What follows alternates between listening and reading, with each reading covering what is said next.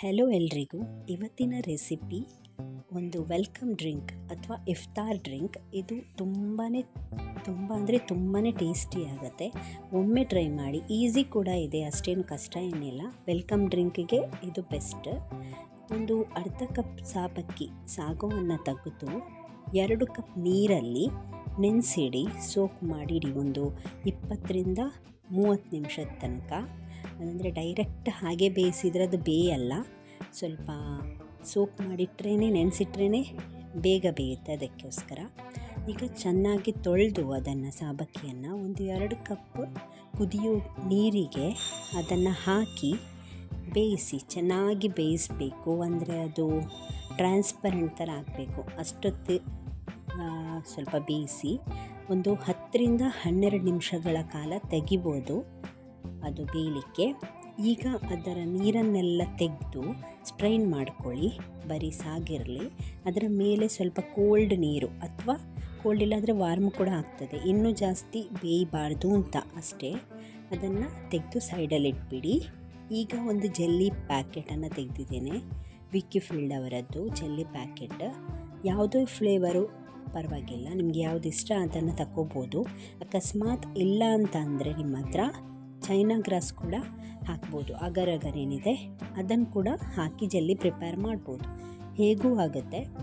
ಇದಕ್ಕೆ ಅದು 500 ml hot water, ಬಿಸಿ ನೀರನ್ನು ಹಾಕ್ಕೊಂಡಿದ್ದೇನೆ. ಅಂದರೆ ಅದರ ಇನ್ಸ್ಟ್ರಕ್ಷನ್ ಹೇಗಿದೆ ಜೆಲ್ಲಿ ಪ್ಯಾಕೆಟಲ್ಲಿ ಅದೇ ಥರ ಮಾಡ್ಕೊಂಡಿರೋದಷ್ಟೇ.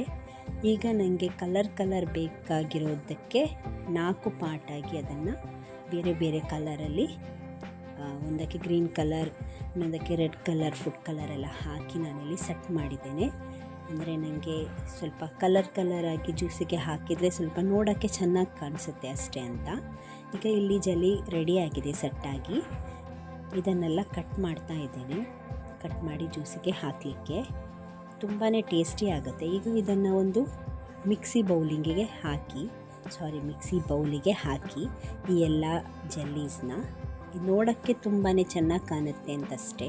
ಇಲ್ಲಾಂದರೆ ಸ್ಕಿಪ್ ಕೂಡ ಮಾಡ್ಬೋದು, ಹಾಗೆಯೇ ಕುಡಿಲಿಕ್ಕೆ ಚೆನ್ನಾಗಾಗುತ್ತೆ. ಆದರೆ ಜೆಲ್ಲಿ ಹಾಕಿದರೆ ಸ್ವಲ್ಪ ಟೇಸ್ಟ್ ಜಾಸ್ತಿ ಅಂತಷ್ಟೇ.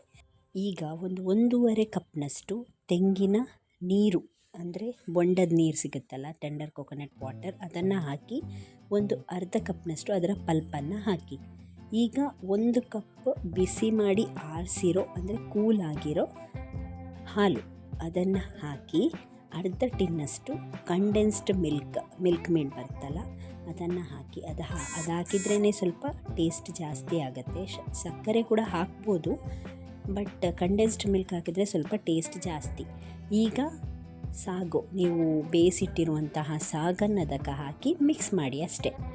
ರುಚಿಯಾಗಿರುವಂತಹ ವೆಲ್ಕಮ್ ಡ್ರಿಂಕ್ ಸಿದ್ಧ ಆಗಿದೆ. ಇದನ್ನು ನೀವು ಇಫ್ತಾರಿಗೆ ಕೂಡ ಮಾಡಿ ಕುಡಿಬೋದು. ತುಂಬಾ ಟೇಸ್ಟಿ ಆಗುತ್ತೆ. ಒಮ್ಮೆ ಟ್ರೈ ಮಾಡಿ ಕಮೆಂಟ್ ಸೆಕ್ಷನಲ್ಲಿ ನಮಗೆ ಹೇಗಾಗಿದೆ ಅಂತ ತಿಳಿಸಿ. ವಿಡಿಯೋ ಇಷ್ಟ ಆಗಿದರೆ ದಯವಿಟ್ಟು ಲೈಕ್, ಶೇರ್ ಹಾಗೂ ಸಬ್ಸ್ಕ್ರೈಬ್ ಮಾಡೋದನ್ನು ಮರಿಬೇಡಿ. ನಿಮ್ಮ ಸ್ನೇಹಿತರ ಜೊತೆ ಶೇರ್ ಮಾಡಿಕೊಳ್ಳಿ ದಯವಿಟ್ಟು. ಧನ್ಯವಾದಗಳು.